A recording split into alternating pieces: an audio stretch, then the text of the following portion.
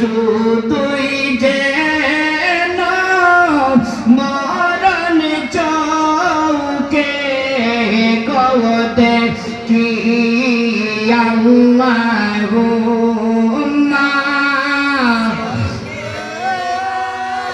লা মুহাম্মাদ আল্লাহুম্মা লা মুহাম্মাদ ওয়া আলা সাইয়্যিদিনা মুহাম্মাদ ওয়া আলা সাইয়্যিদিনা একটু জিকির পড়ে লা ইলাহা মনে যোগে লা ইলাহা মুর্শিদ জানে লা ইলাহা ভালো লাগে লা ইলাহা লা ইলাহা লা ইলাহা লা ইলাহা লা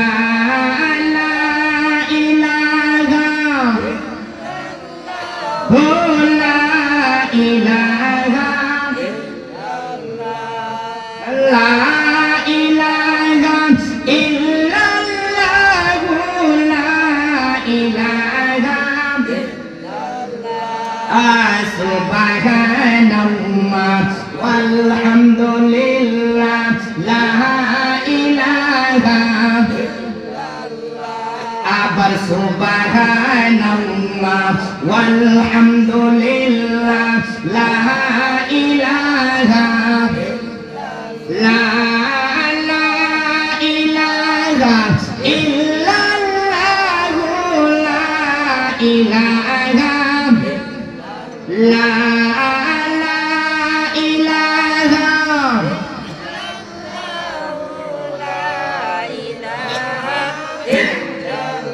حسبي ربي جل الله ما في قلبي غير الله قل حسبي ربي هاي هاي ما في قلبي أي نور محمد صلى الله صبي نور محمد لا إله لا إله لا إله لا إله إلا الله لا إله لا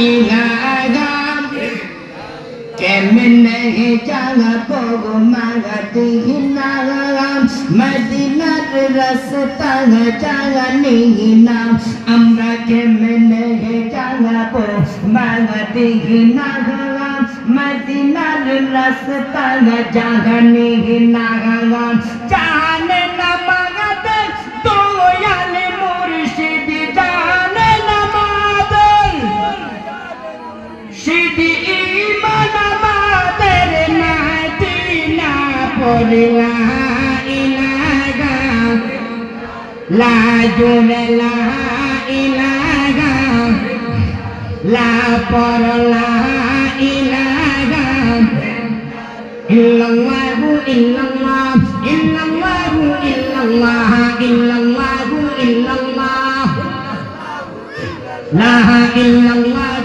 ইল্লাল্লাহ ইল্লাল্লাহ ইল্লাল্লাহ ইল্লাল্লাহ ইল্লাল্লাহ ইল্লাল্লাহ ইল্লাল্লাহ লা ইলাহা লা ইলাহা লা ইলাহা ইল্লাল্লাহ লা ইলাহা লা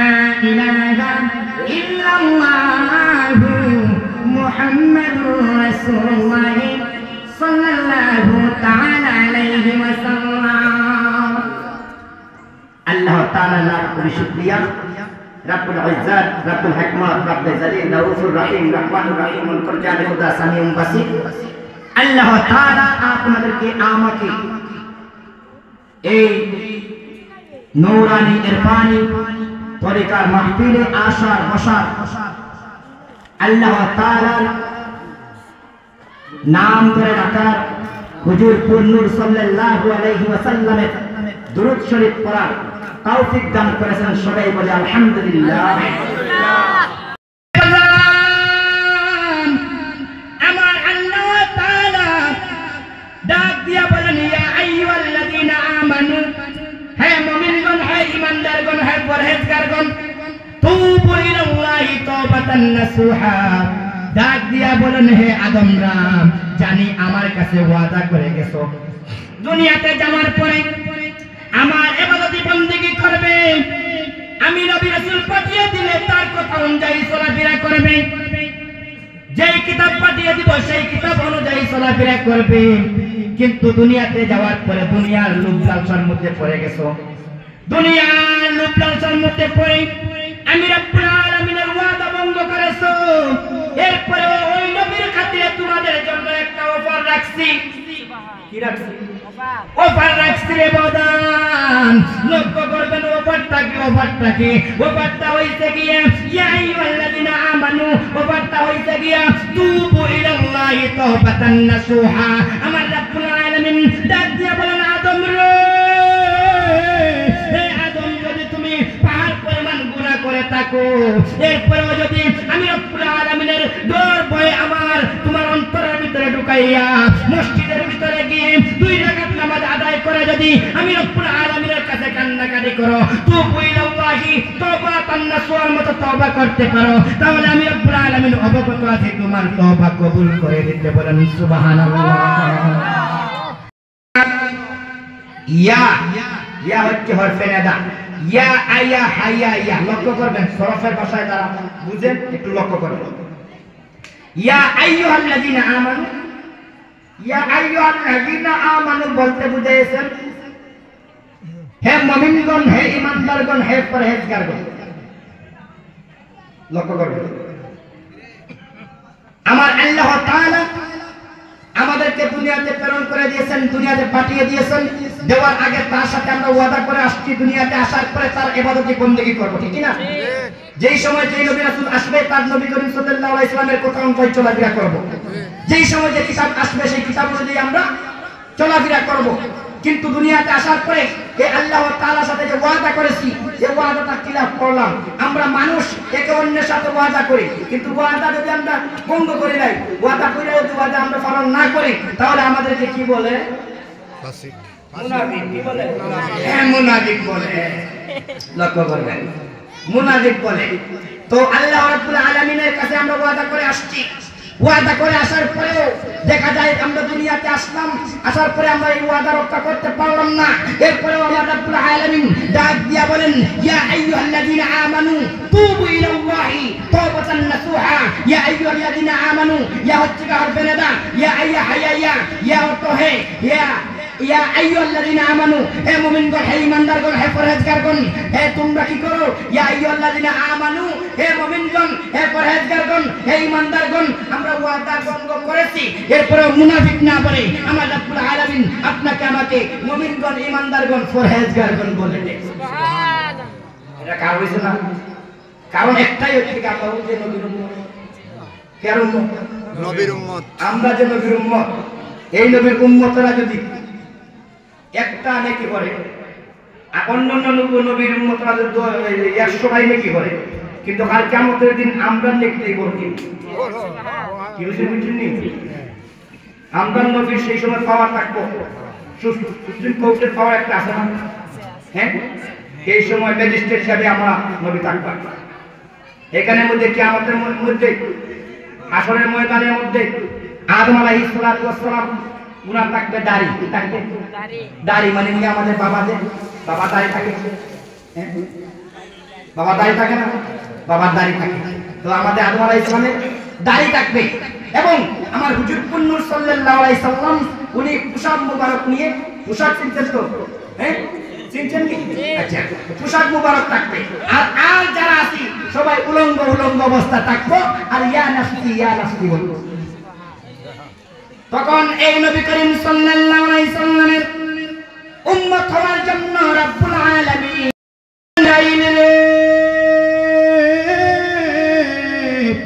ও জিবরাইল তোমাকে দিলাম মাটি আনার জন্য, দুনিয়াতে জমিনের মধ্যে থেকে মাটি সংগ্রহ করবে, তুমি দেখি খালি হাতে ফিরে আসলে কারণটা কি?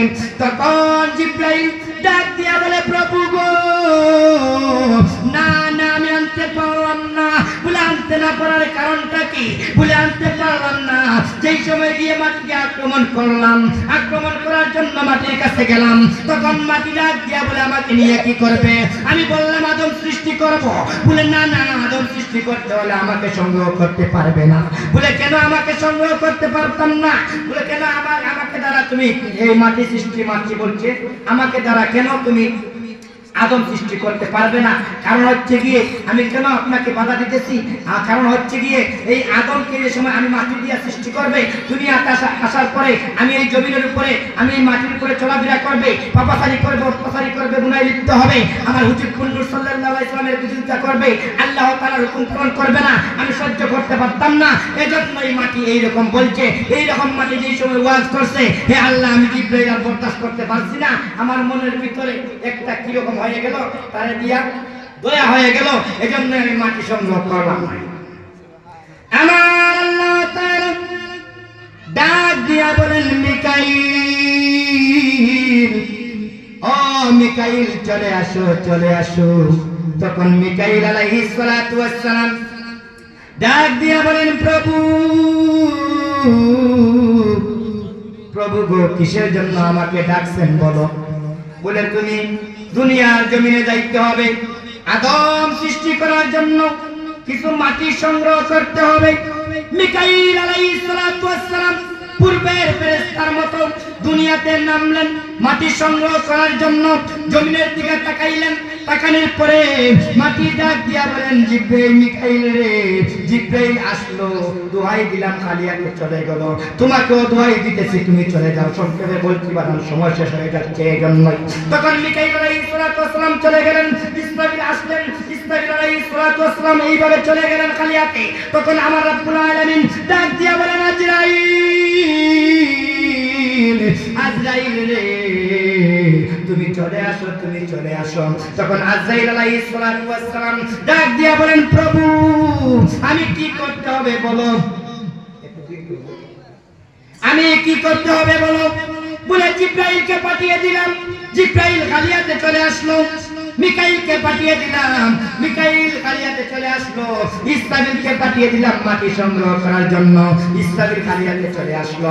তুমি আজরাইলকে বলি তুমি যাও, কোনো ভয় মাইনো না, আমি রব্বুল আলামিনের ওয়াদা দিলাম মাটি সংগ্রহ করো, এই মাটি দিয়ে আদম সৃষ্টি করতে হবে।